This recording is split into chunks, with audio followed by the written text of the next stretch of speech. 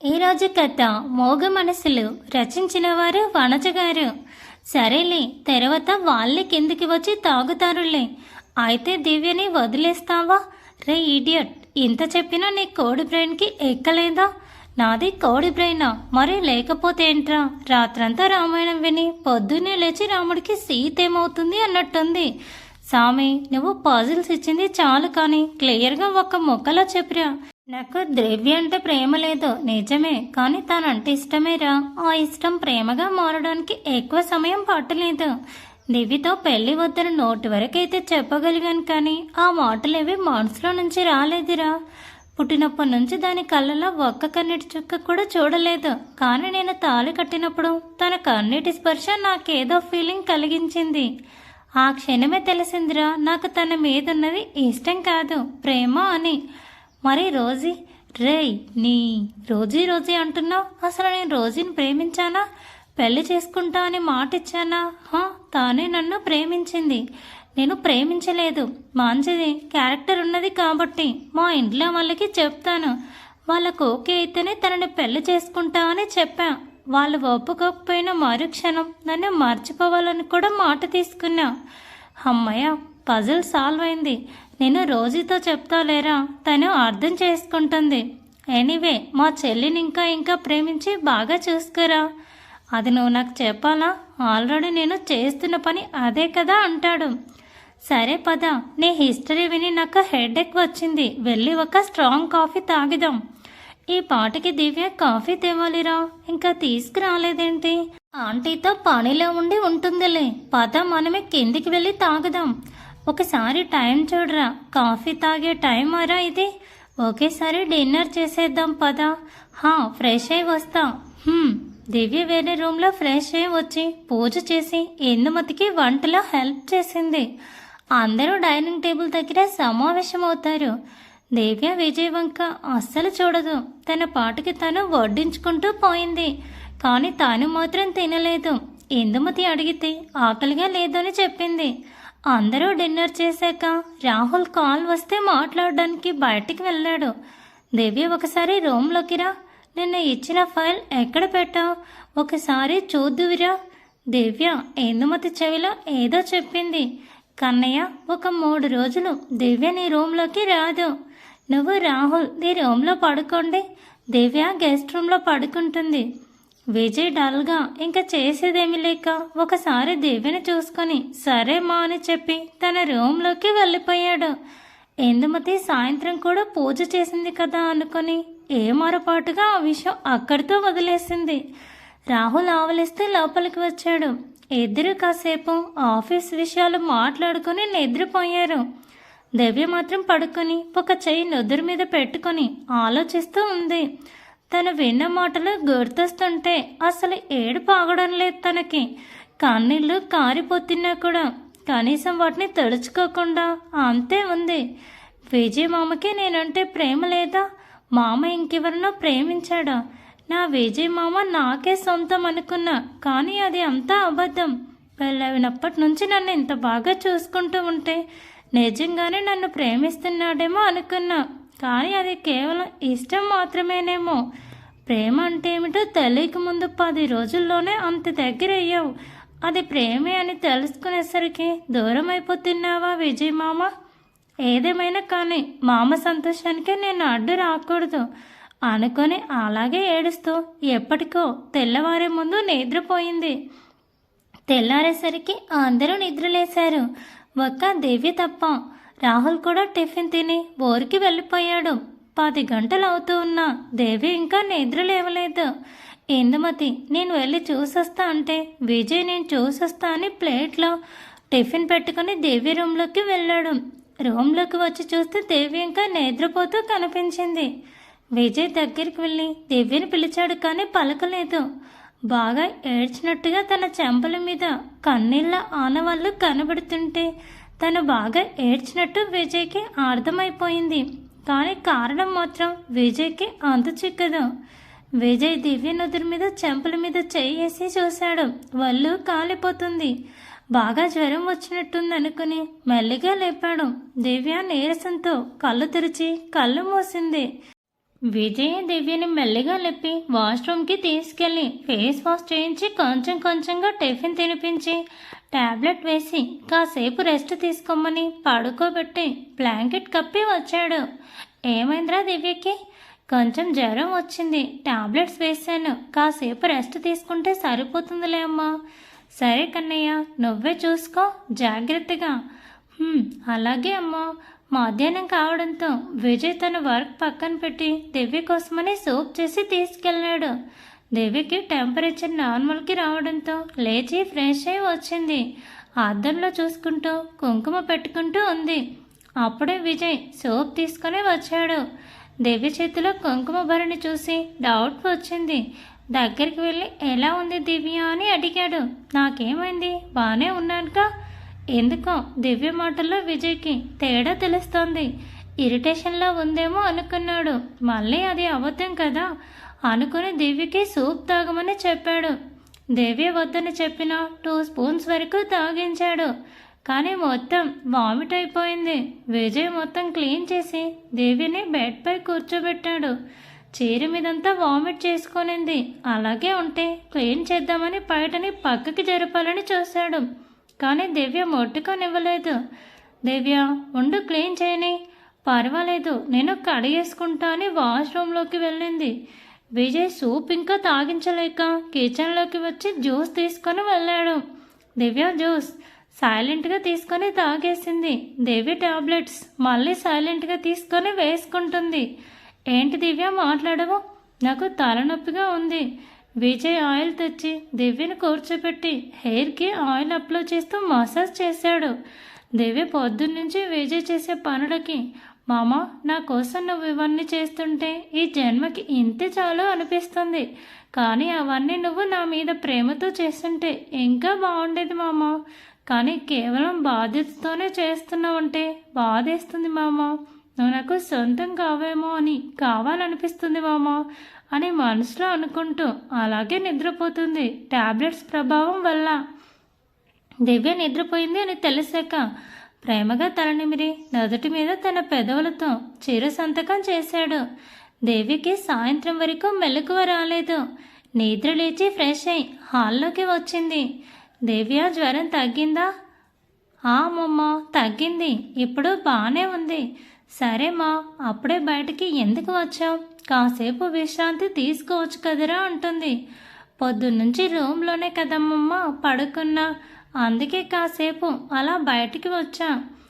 సరేమ్మా, కన్నయ్య నీ గురించి ఆలోచిస్తున్నాడు పొద్దున్నుంచి. ఒకసారి వెళ్ళి కనిపించిరాపో. అమ్మమ్మ, శాంతి అక్క వచ్చారు.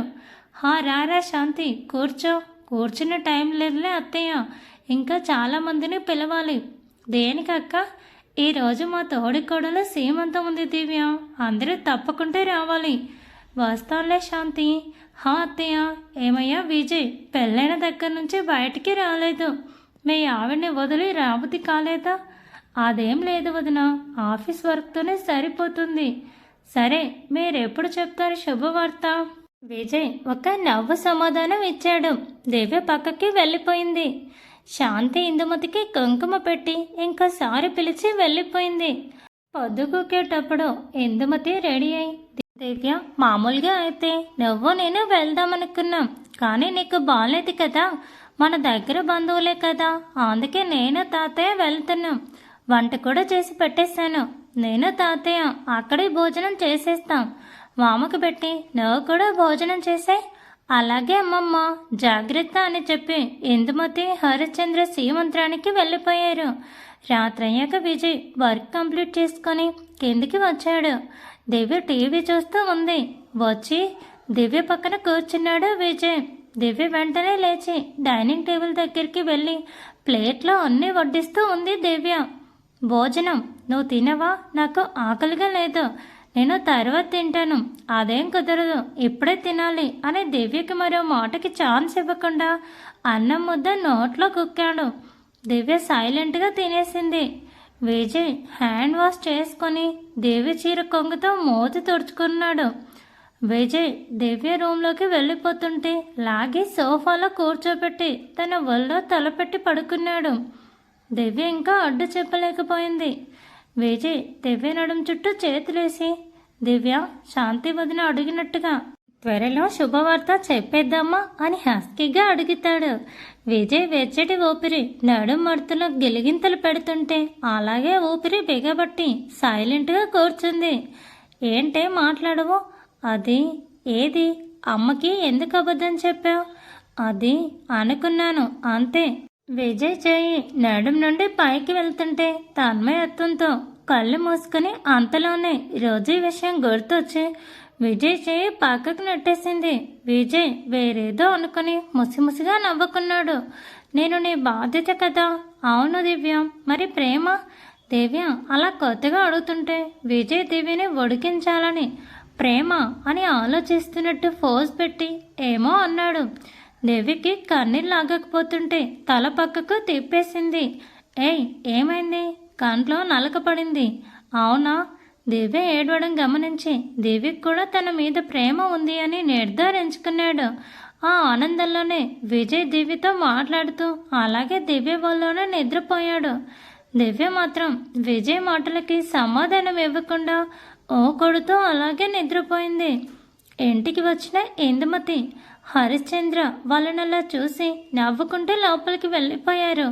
పొద్దున్నే తన వల్ల ఏదో బరువుగా ఉన్నట్టుంటే కళ్ళు తెరిచింది. తన నడుం చుట్ట చేతులేసి హాయిగా పడుకున్నాడు. విజయ్ నిండు చందమామలాగా కనిపించాడు దివ్యకి.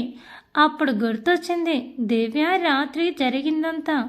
మెల్లిగా విజయ్ తల పక్కకి జరిపి పిల్లో పెట్టి తన ఫ్రెష్ అవ్వడానికి వెళ్ళింది.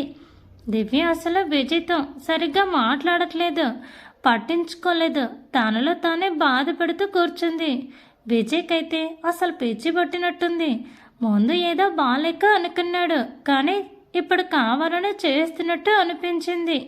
కానీ ఏం చేయలేక తాను కూడా అలాగే బాధపడ్డాడు. అసలు దివ్య ఎందుకు అలా ప్రవర్తిస్తుందో కూడా అర్థం కాలేదు. తన రూమ్లో కూడా అంటున్నట్టు ఉండటం, తన మామ అని పిలవకపోవడం అన్నీ తలుచుకుంటే బాధ ఎక్కువైంది.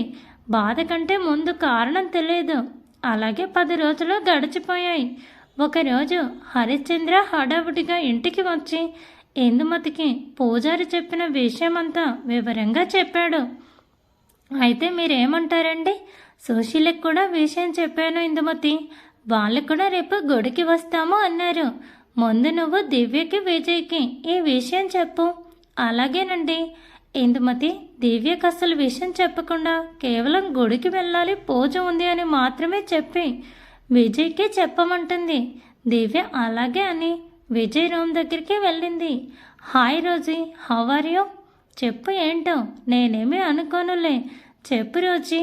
అయ్యో నేను గెస్ చేయలేనులే, నువ్వే చెప్పు. Wow, that's a great thing. Really నేను చాలా హ్యాపీ. మాట్లాడుతూ గమ్మం వైపు చూశాడు. ఇన్ని రోజులు మాట్లాడటం లేదన్న అసహనమో కోపమో దివ్య వైపు సీరియస్గా చూశాడు. దివ్య తలదించేసి గమ్మం బయట నుండి రేపు గుడికి వెళ్ళాలంట, పూజ ఉంది అంట అని మాట్లాడకుండా అక్కడి నుంచి వెళ్ళిపోయింది దివ్య. హలో, హా రోజీ, ఉన్నా. నేను చెప్పింది విన్నావా? విన్నాను. నెక్స్ట్ మంత్ నీ మ్యారేజ్, అంతే కదా? Thanks Rosie. నాకు తెలుసు నువ్వు నన్ను అర్థం చేసుకుంటావని.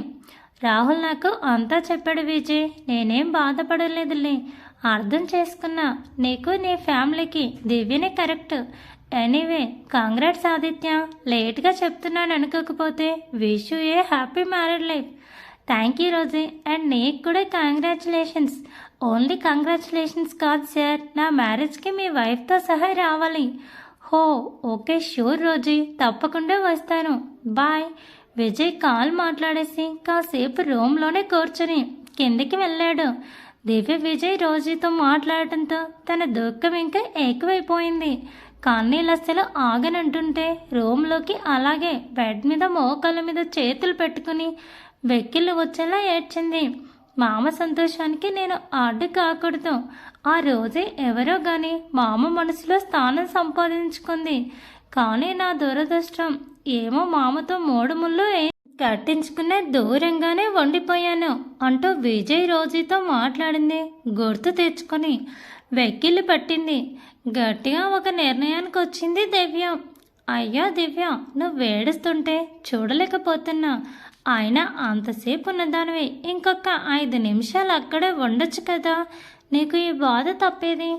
ఇందుమతి హరి గారి దగ్గరికి వచ్చి, ఏంటండి ఇది, మన దివ్యకి ఇలా జరగల, మన చేతుల్లో ఏముంది ఇందుమతి, అంతా విధి. విధేమో కానీ ఇప్పుడిప్పుడే కన్నయ్య దివ్యలు బాగున్నారు. ఒకవేళ ఇప్పుడు దివ్యకేమన్నా అయితే కన్నయ్య తట్టుకోగలడా? అందుకే కదా రేపు పూజ చేయిస్తుంది.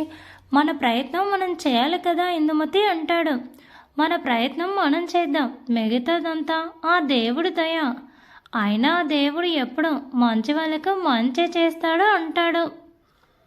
హా అవునండి, ఇప్పుడు ఈ పూజ ఏంటి నీకు గుర్తుందా ఇందుమతి?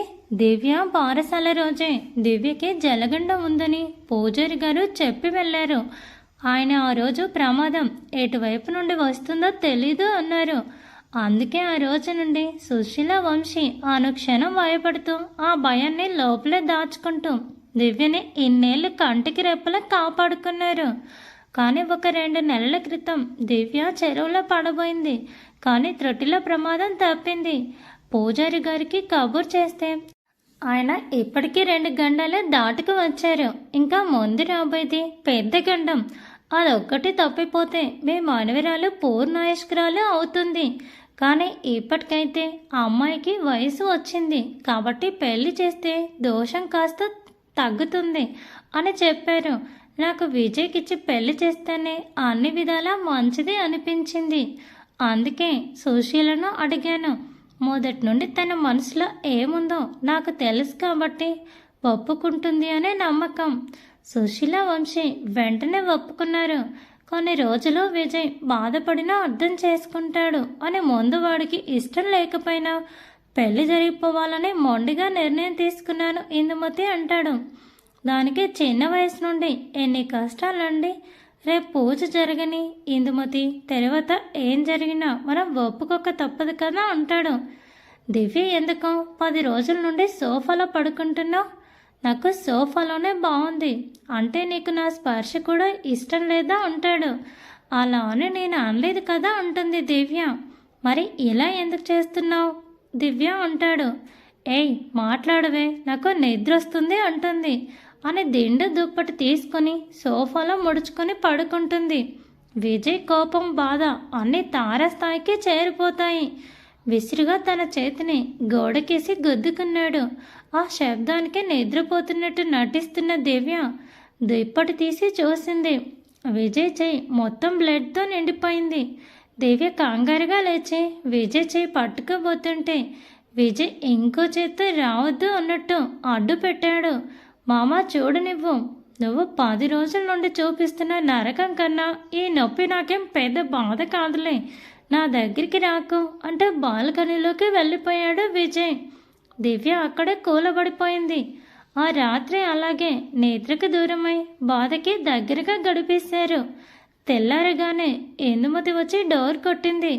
రాత్రి నుంచి ఏడుస్తున్న దివ్య డోర్ సౌండ్కి కళ్ళు తుడుచుకొని వెళ్ళి డోర్ ఓపెన్ చేసింది.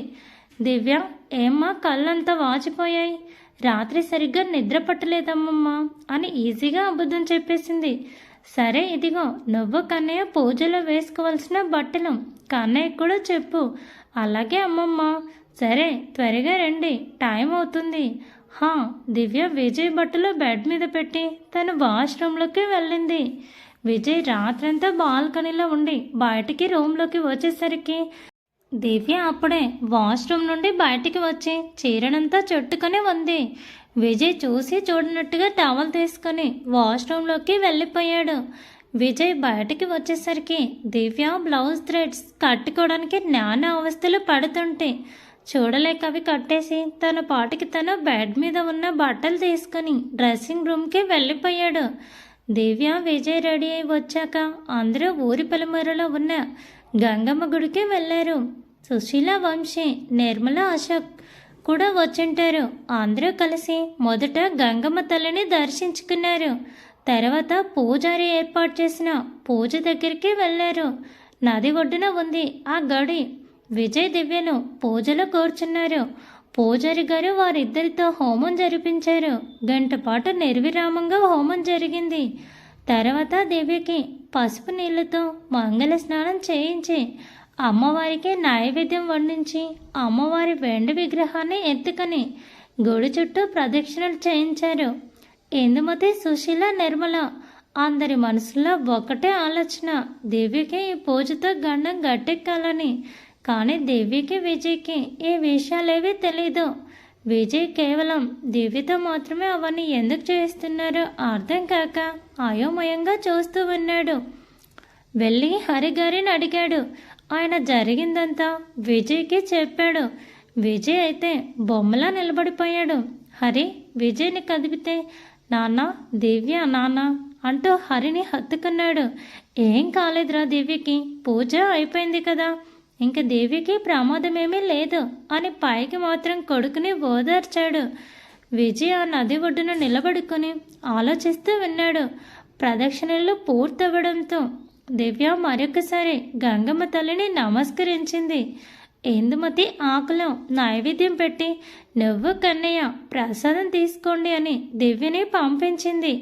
మిగతా అందరూ పూజారి దగ్గర కూర్చుని ఇంకా సమస్య ఏమన్నా ఉందా అని అడిగారు. దివ్య విజయ్ని వెతుకుతూ అది నడుగొడ్డున కనబడటంతో అక్కడికి వెళ్ళింది. విజయ్ ముందు నిలబడి ప్రసాదం ముందు పెట్టింది. తీసుకోమన్నట్టుగా విజయ్ ఆ చేయిని పక్కకు పెట్టి దివ్యని గట్టిగా హత్తుకున్నాడు. కన్నీళ్ళు బయటికి రావడానికి సిద్ధంగా ఉంటే బలవంతంగా ఆపుకున్నాడు. దివ్య ప్లీజ్ నన్ను వదిలి ఎక్కడికి వెళ్ళొద్దే అని హత్తుకునే చెప్పాడు. విజయ్ ఎందుకలా ఆటలాడుతున్నాడో దివ్యకి అర్థం కాలేదు. నేను వెళ్ళిపోతే ఏంటి, నీకు నచ్చిన నువ్వు ప్రేమించిన రోజే ఉందిగా. రోజీ నేను ప్రేమించానా? ఆ రోజు రాహుల్ అన్నయ్య చెప్పింది అంతా నేను విన్నాను. విజయ్కి అపార్థం చేసుకుందని అర్థమైంది. అసలు ఆ రోజు నువ్వు విన్నది అబద్ధం దివ్య. నువ్వెంతవరకు విన్నావో నాకు తెలియదు, కానీ రోజీ నిన్ను ప్రేమించలేదు. లేదు, నువ్వు అబద్ధం చెప్తున్నావు. నిన్న కూడా రోజుతో మాట్లాడావు, నేను విన్నా అంటుంది. అసలు నేనేం మాట్లాడని, తన పెళ్ళని చెప్తే కంగ్రాట్స్ చెప్పా, పెళ్ళికి రమ్మంటే వస్తా అని చెప్పా. కాదు కాదు, నువ్వు అబద్ధం చెప్తున్నావు. మొన్న కూడా నువ్వు చెప్పావు నేను కేవలం నీ బాధ్యతని, నేనంటే ప్రేమ లేదని చెప్పావు కదా అంటుంది. నేను అదేదో సరదాగా చెప్పాను దివ్య, కావాలని నిన్ను ఉడికించాలని అలా మాట్లాడనంతే అంటాడు. కాదు కాదు, నువ్వు అబద్ధం చెప్తున్నావు. నీకు రోజీ అంటేనే ప్రేమ, నువ్వు నన్ను ప్రేమించలేదు, కేవలం పెళ్లి జరిగినందుకు మాత్రమే నన్ను చూసుకుంటున్నావు అంటుంది. అది కాదే, నేను చెప్పేది వినవే. లేదు, నేను అస్సలు వినను. నేను నీ సంతోషానికి అడ్డురాను మామ. విజయ్ చాచిపెట్టి ఒక్కటి పీకుతాడు. ఇంకా సహనం నశించిపోతుంటే, అసలు చెప్పేది వినవా? అవును, ముందు నువ్వంటే కేవలం నాకు ఇష్టం మాత్రమే, ప్రేమ లేదు. అలాగని నేను రోజుని కూడా ప్రేమించలేదు. తనే నన్ను ప్రేమించింది. తను చచ్చిపోతా అంటే ఏదో మంచి అమ్మాయి కాబట్టి ఇంట్లో అడుగుతాను. ఒకవేళ ఎవరికి తను నచ్చకపోతే నన్ను మర్చిపోవాలని మాట కూడా తీసుకున్నాను. తను కూడా ఒప్పుకుంది. ఇంతలో నాన్న కబురు చేసి నీకు నాకు పెళ్ళి అని చెప్పాడు. ముందు నాకు ఇష్టం లేకపోయినా నీ మెల్ల తాళి కట్టాను. నా పెళ్లి విషయం రోజుకి చెప్తే తను అర్థం చేసుకుంది. తనకి పెళ్లి కుదిరింది అంట. అందుకే నిన్న ఫోన్ చేసి పెళ్ళికి రమ్మని ఇన్వైట్ చేసింది. వస్తా అన్నా. ఇంకా ఏంటి ఏమన్నా? నాకు నీ మీద ప్రేమ లేదా? చిన్నప్పుడు ఎంతమంది ఎత్తుకున్నా ఏడు పాపను దానివి. నా ఒళ్ళోకి వచ్చాక ఏడు పాపావు. ప్రతి సంవత్సరం నువ్వు సెలవులకి వస్తే ఎంత సంబరపడిపోయాను. వెళ్ళేటప్పుడు అంత బాధపడేవాడిని. కానీ అప్పుడు తెలియలేదే ఇదే ప్రేమని. తెలుసుంటే ఎన్ని రోజులు మిస్ అయ్యేవాడిని కాదు. ఆ రోజు నీ కన్నీళ్ళ స్పర్శ నాకు తగిలితే కానీ నాకు అర్థం కాలేదే నేను నిన్ను ప్రేమిస్తున్నానని. మన శోభనం రోజే నిర్ణయించుకున్నాను నిన్ను ప్రేమించి నా ప్రేమను పంచి నీకు దగ్గరవ్వాలని. ఇప్పుడు చెప్తున్నా వినవే. ఐ లవ్ యూ దివ్య. నా గుండె కొట్టుకున్నంత వరకు నేను నిన్ను ప్రేమిస్తూనే ఉంటాను. I love you for ever and ever and ever. ఎప్పటికి కూడా నన్ను నమ్మవా? దివ్యకి ఇప్పుడు కూడా కన్నీళ్ళు వస్తుంటే బాధతో కాదు ఆనందంతో, సారీ మామ, నేనే నిన్ను తప్పుగా అర్థం చేసుకున్నాను, నన్ను క్షమించు మామ. విజయ్ రా అన్నట్టు చేతులు చాపాడు.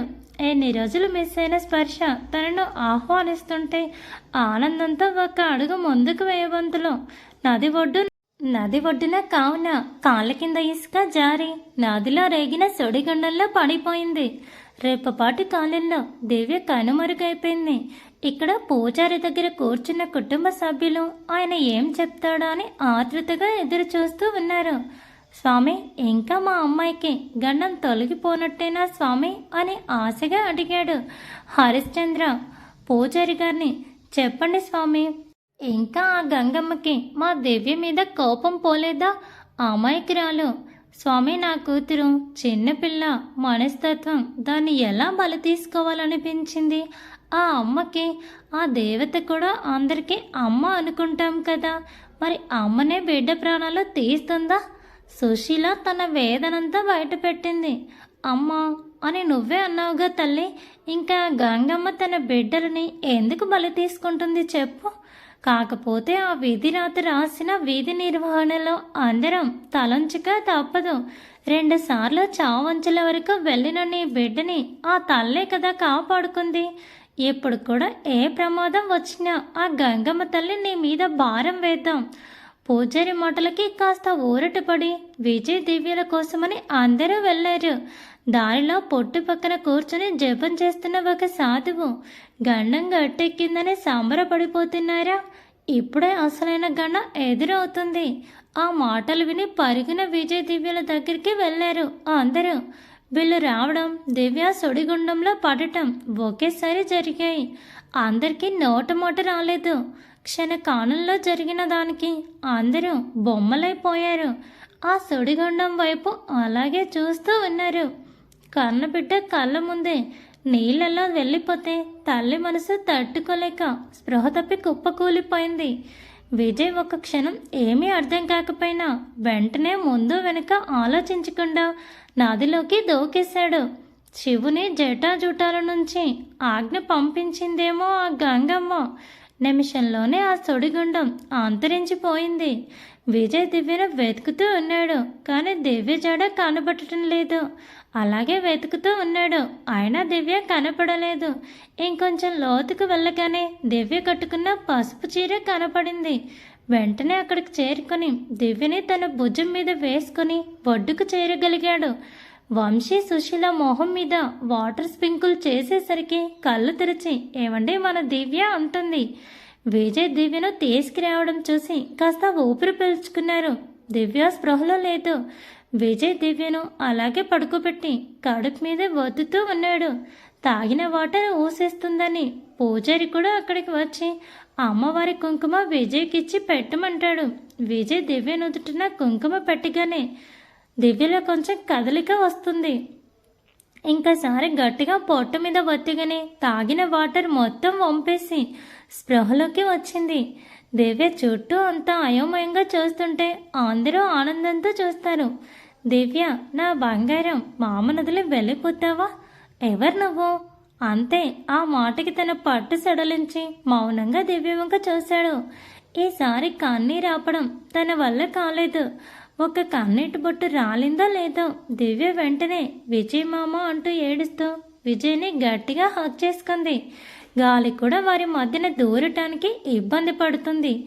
పూజారి గారు ఇంతటితో అమ్మాయికి ఉన్న 3వ గండం కూడా దాటుకొని పూర్ణాయుష్కురాలయ్యింది. అంతా అమ్మ దయ. అవును పూజారి గారు, శతమానం భవతి, శీఘ్రమేవ సంతాన ప్రాప్తిరేస్తు అని దీవించి వెళ్ళారు. అందరూ గంగమ్మ తల్లిని మరోసారి నమస్కరించుకొని ఇంటికి బయలుదేరారు. లోకంలో ఉన్న అన్ని సంతోషాలు ఆ ఇంట్లోనే కలువున్నట్టు అందరి ముఖంలో ప్రశాంతత చిరునవ్వు వెల్లివిరిశాయి. సాయంత్రం అందరూ భోజనాలు చేసి ఎవరి గదుల్లోకి వారు వెళ్ళారు. విజయ్ టెర్రస్ పైన ఉయ్యాల్లో కూర్చొని చందమామను చూశాడు. ఒకప్పుడు తనని ఎటు తేల్చుకొని సందిగ్ధంలో పడేసిన చోటది. కానీ ఇప్పుడు తన మజిలీ తెలుసుకుని తనను ప్రేమించే ప్రేయస్ కోసం ఎదురు చూస్తున్న చోటు అయిపోయింది అది. ఈసారి కూడా కళ్ళు మూసుకున్నాడు.